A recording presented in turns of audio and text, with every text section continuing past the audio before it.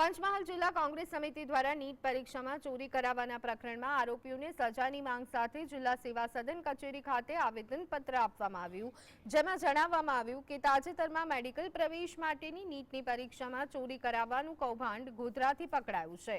આ કૌભાંડ સમગ્ર દેશમાં ઉજાગર થયું છે। આ કૌભાંડમાં ખૂબ જ મોટા રાજકીય નેતાઓ અને સંસ્થાના માલિકોની સંડોવણી હોવાની સંભાવના છે। અમારી માંગ એવી છે કે આ નીટ કૌભાંડની સંપૂર્ણ અને નિષ્પક્ષ તપાસ થવી જોઈએ અને જે કોઈ નેતાઓ કે સંસ્થાના સંચાલકો સંડોવાયેલા હોય તેમની સામે પણ કડકમાં કડક કાર્યવાહી થવી જોઈએ। પણ રાજ્ય સરકાર, પોલીસ તંત્ર હોય કે વહીવટી તંત્ર હોય કે જિલ્લા શિક્ષણાધિકારી તરફથી હજી સુધી એક પણ ગુનો દાખલ કરવામાં નથી આવ્યો, તે આશ્ચર્યજનક બાબત છે। અને આવું ક્યાં સુધી ચલાવશે? બાળકો સાથે, બાળકોના ભવિષ્ય સાથે જે ચેડા કરવામાં આવે છે એ અસહનીય છે। બસ આની તપાસ થાય અને ગુનેગારોને સજા થાય